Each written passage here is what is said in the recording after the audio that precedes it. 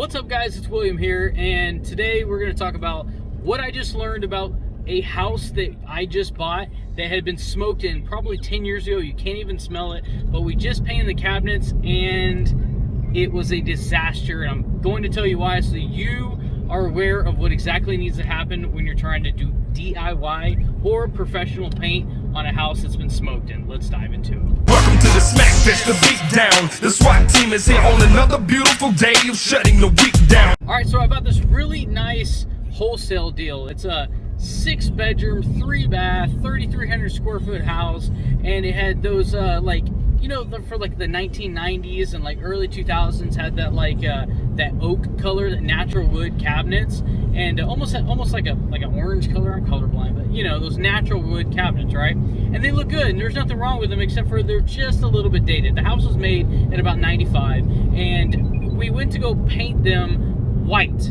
okay, with like the black pools, kind of like the modern thing, and basically bring it into the the modern era. And what happened was when the painter went out there, he sanded them lightly, okay, like you're supposed to, and then he put primer on them, and then he put paint on them, right? And initially they looked good, and then in about 24 hours, what had happened was the people that had smoked there, I guess there was people smoking there like 10 years ago maybe, because the house didn't smell like it at all. But what had happened is the yellow is actually bleeding through the paint, right? And at first I was like, what is going on? Is this like a terrible paint job? Did they like put it on real thin where you can see the wood behind it? Like, what's going on?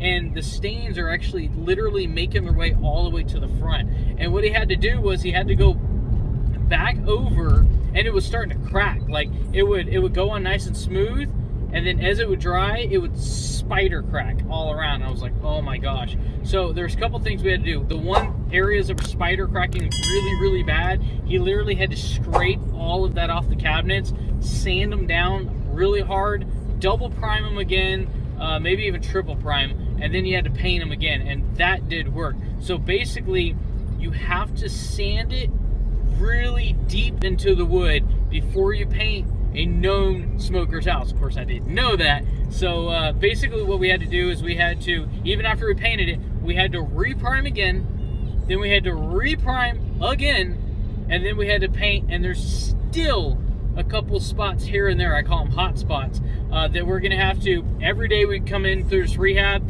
we're gonna have to find the hot spots, put primer on it, primer, the next day, more primer, the next day, and keep doing that until the spots do not come back. And then, at the end, after they're not bleeding through anymore, then you put the final coat of paint on. Basically, one of the last things to do with the house. But I just learned that as a relatively new investor. I've got just under 20 properties right now, and learning that today costs me a little bit of money, because here's the thing. I initially let them paint my kitchen for $1,500. It's a big kitchen, okay? $1,500, okay? And I got 3 quotes ranging from $1,500 to $2,000 to $3,800. That's why it's very important to get 3 quotes. But what happened was, after I told them, yeah, I can do it, go ahead and you can do it for $1,500, they did it, and then all that popped up, and at that point I'm like, well, who pays for this? Like, is the paint job a bad paint job? Are they supposed to redo it? Or is it a smoker's house and that's on me? I didn't know. I hadn't been in the situation. So it's on the investor, okay? The painters, they went in, they did their sanding, they did their priming like they were supposed to. It would have been great if somebody hadn't painted or somebody hadn't smoked in there. So basically, my $1,500 job cost me another $750, because they had to this time scrape it all off, resand the hot spots, double prime at least, and then paint. They had to basically do triple the work, at least on the spots that were bad. And there were some areas where the entire cabinet was just brutal.